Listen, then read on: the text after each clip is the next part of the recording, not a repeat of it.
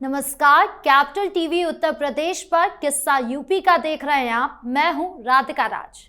पहले सीएम योगी आदित्यनाथ, फिर संत समाज और अब आम जनता। अभी मुक्तेश्वरानंद सरस्वती के चेहरे से ऐसा मुखौटा उतरा है कि लोग उन्हें देखकर हैरान हो गए हैं। मतलब जब से संत पर बाल उत्पीड़न का आरोप लगा है, तब से उनके हाव भाव ही बदल गए हैं। एक तरफ संत गिरफ्तार होने से पहले ही हाई कोर्ट के दरवाजे पर जमानत मांगने पहुंचने की तैयारी कर रहे हैं, तो वहीं दूसरी ओर सीएम योगी की स्पेशल जांच टीम इस मामले की तह तक जाने में जुटी है, जिसके लिए वो वाराणसी में पीड़ित का बयान दर्ज करने भी पहुंची। और इन सब के बीच संत बड़े बड़े बयान भी जारी कर रहे हैं। कभी वो कह रहे हैं कि उन्हें इस पूरे मामले को लेकर कोई डर नहीं है, तो कभी वो कह रहे हैं कि अगर आशुतोष ब्रह्मचारी के पास दुष्कर्म से जुड़ी सीडी है तो उसे सार्वजनिक कर दे। यानी फंसते हुए भी अभी मुक्तेश्वरानंद सरस्वती हाथ पैर मारने की पूरी कोशिश कर रहे हैं, जिनका खुलकर साथ दे रही है विपक्षी पार्टियां। ऐसे में सवाल उठता है कि अगर अभी मुक्तेश्वरानंद सरस्वती बेकसूर है तो पहले ही हाई कोर्ट में जमानत की मांग करने क्यों दौड़ लगा रहे हैं। इसी पर चर्चा करने के लिए मेरे साथ स्टूडियो में मौजूद है कैपिटल टीवी के executive editor Rajeev Kumar. Sir, आपका बहुत बहुत स्वागत है। धन्यवाद। सर, अभी मुक्तेश्वरानंद सरस्वती को लेकर दो तस्वीरें आ रही है। एक तरफ वो हाईकोर्ट जाना चाहते हैं अपनी गिरफ्तारी से पहले जमानत लेने के लिए, और दूसरी तरफ वो कह रहे हैं कि अगर आपके पास कोई सबूत है तो दिखा दो, मुझे कोई डर नहीं। देखिए, सबूत किसको दिखाया जाता है? सबूत दिखाने का मतलब क्या होता है? अगर अभी मुक्तेश्वरानंद कानून की परंपराओं की धज्जियां उड़ाना चाहते हैं तो उनके इशारे पर कोई नहीं चलेगा। अगर किसी के पास सबूत है और वो उसे सार्वजनिक कर देता है और उसमें भी बाल यौन शोषण का आरोप है, तो ऐसे में जो सार्वजनिक करता है उसकी भी गिरफ्तारी होगी। यहां तक कि ये रेप पीड़िता या पीड़ित कोई भी हो सकता है। बाल यौन शोषण में अगर पॉक्सो एक्ट के तहत किसी को चार्जेस लगाए जाते हैं तो उसमें जो नाबालिग है उसकी पहचान तक छिपाई जाती है। रेप पीड़ित या पीड़िता की पहचान तक छुपाई जाती है। अगर किसी का पहचान सार्वजनिक करने का आरोप किसी पर लगा तो उसके खिलाफ भी जांच होगी। राहुल गांधी इसी मामले में फंसे थे। ये दिल्ली में श्मशान घाट पे एक मामला सामने आया था, दलित महिला की, लड़की की, जिसकी मौत हुई थी और मौत के इर्द गिर्द ऐसा बोला गया कि वहां पर एक पंडित ने उसका रेप किया था। उसके बाद आनन फानन में अंतिम संस्कार कर दिया गया।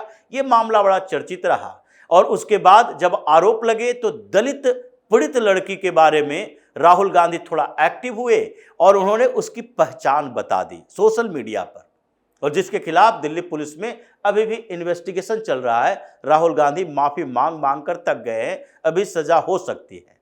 तो इसी तरीके से ये अभी मुक्तेश्वरानंद की बात है।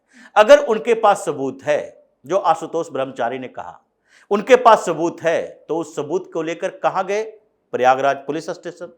वहां पर एफआईआर दर्ज करने की मांग की। एफआईआर तो तत्काल, इतने बड़े लोग हैं, अभी मुक्तेश्वरानंद के खिलाफ एफआईआर तत्काल दर्ज नहीं किया जा सकता।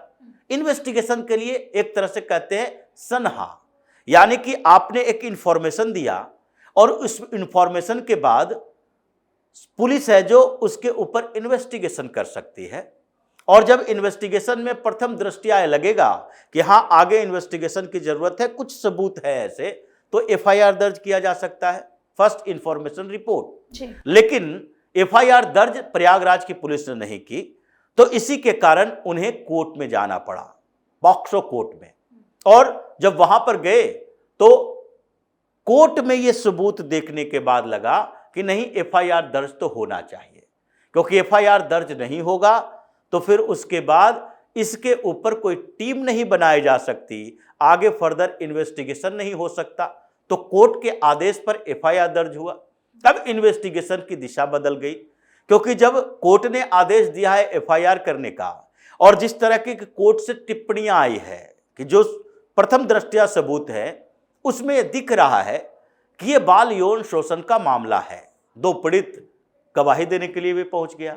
तो ऐसी स्थिति में जब स्पेशल टीम पूछताछ के लिए आगे बढ़ रही है, अभी मुक्तेश्वरानंद का चेला भी फंसा हुआ है, तो इन सारे लोगों से पूछताछ करते हुए अभी मुक्तेश्वरानंद से पूछताछ करनी है।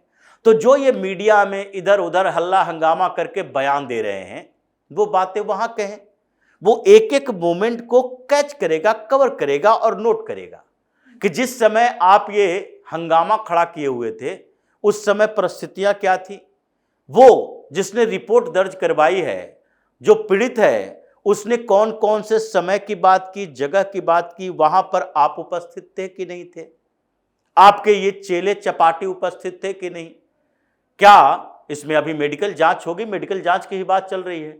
अब मेडिकल जांच होगी, मेडिकल रिपोर्ट आएगा, उससे भी कुछ एविडेंस मिलने की संभावना है।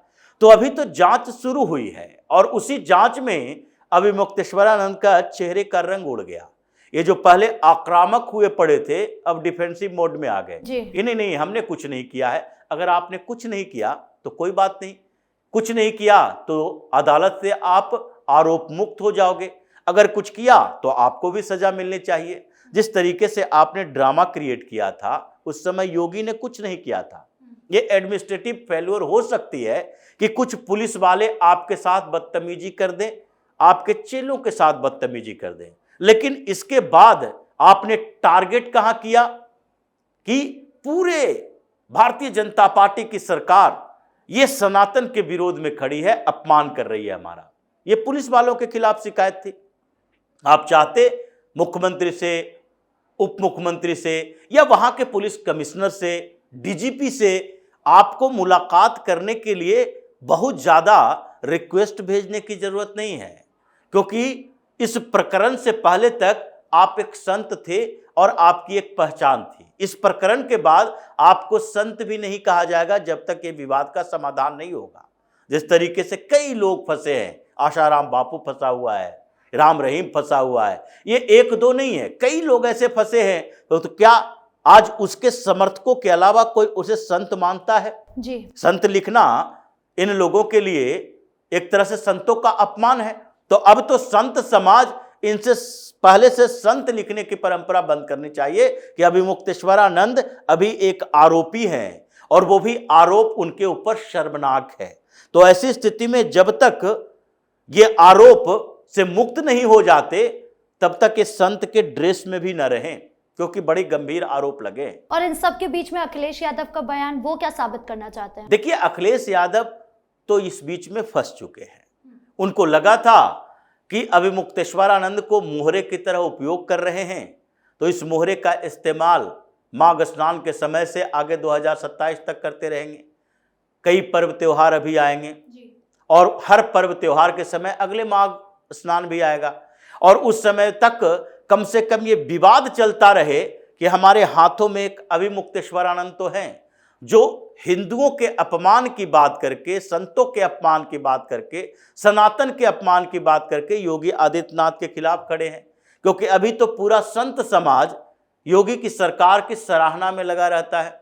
तो ऐसे में हिंदुओं को बांटने वाली जो प्रवृत्ति है वो अखिलेश यादव ने अभी मुक्तेश्वरानंद को उसका एक हथियार की तरह यूज किया। अब क्या करेंगे? क्योंकि आपका हथियार ही कुंद हो गया, धार विहीन हो गया, अब उसमें धार नहीं है। वही ऐसे फंस चुका है कि योगी के खिलाफ अब जितनी बातें बोलेंगे अभी मुक्तेश्वरानंद, वो सब उनके ऊपर ही पड़ेगा। ऐसी स्थिति पैदा कर दी इन्होंने ही। और इसलिए जो ये बार बार कह रहे हैं राजनीतिक बदला लिया जा रहा है, ये राजनीतिक बदला अगर लेना होता तो आपको उसी समय पुलिस गिरफ्तार कर लेती, जबकि आपने माघ मेले के समय में नियम कानून की धज्जियां उड़ाई, पुलिस वाले से हाथापाई की और उस समय आपके सारे चारों चेलों को भी गिरफ्तार कर लिया जाता।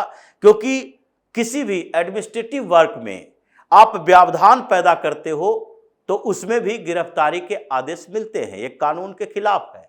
लेकिन आपको माफ किया गया, आपकी गुनाहों को माफ किया गया, आपको हर तरह से एक सम्मानजनक तरीके से वापस आने का समय दिया गया, लेकिन आप अड़े रहे। तो आप जब अड़े रहोगे तो आपके खिलाफ कुछ सबूत अगर किसी के हाथ लगा है तो वो भी उसका उपयोग करेगा, और वो आशुतोष ब्रह्मचारी कर रहे हैं क्योंकि उनके पास वो सबूत है। अब समय परिस्थितियों की बात नहीं है, आरोप की बात है। समय आपने निर्धारित किया, आपने हंगामा खड़ा किया और उस हंगामे के बीच ही ये सारी घटनाएं घटी है, तो फिर आप भी फंसेंगे ही। अब इस मामले में ये एंटीसिपेटरी बेल लेने की बात कर रहे हैं कि नहीं नहीं एंटीसिपेटरी बेल मिल जाए, हाई कोर्ट में जाकर हम गुहार लगाएंगे। बेल मिल भी सकता है एंटीसिपेटरी, उसमें कोई दो बड़ी बात नहीं है, लेकिन अभी एंटीसिपेटरी बेल लेने के पहले जिस तरीके से अगर सरकार इसका विरोध करती है और ये कहती है कि देखिए एक दो ऐसे नहीं हैं, ऐसे 2500 कई हिंदू या फिर मुसलमानों में किसी भी धर्म मजहब के अंदर कई ऐसे प्रीचर हुए, प्रचारक हुए, धार्मिक संत महात्मा हुए जिन लोगों के ऊपर इस तरह के आरोप लगे हैं और आरोप साबित होने से पहले देश छोड़कर भाग गया। तो ऐसा तो कह नहीं सकते कि अभिमुक्तेश्वरानंद उसमें से एक नहीं हो सकते कि सजा होने की बात हुई तो अपूर्वानंद की तरह भाग गए। ये कई ऐसे लोग हैं जो बाहर चले गए हैं, देश छोड़कर चले गए, कोई आइलैंड कंट्री में चले गए, कुछ लोगों ने आइलैंड खरीद कर वहां पर अपना साम्राज्य ही बना लिया है, एक तो कैलाशा बनाकर बैठा हुआ है। तो ऐसे लोगों के ऊपर भरोसा नहीं किया जा सकता। एंटीसिपेटरी बिल भी मिलेगा तो इनके सारे पासपोर्ट वगैरह जब्त होंगे कि नहीं ये बाहर नहीं जा सकते। तो अभी ये मामला अभिमुक्तेश्वरानंद के खिलाफ गया हुआ है। ये जितना भी हल्ला हंगामा मचा ले, इन्होंने अपने पॉलिटिकल फायदे और अखिलेश यादव ने अपने पॉलिटिकल फायदे के लिए एक दूसरे को फंसा दिया है।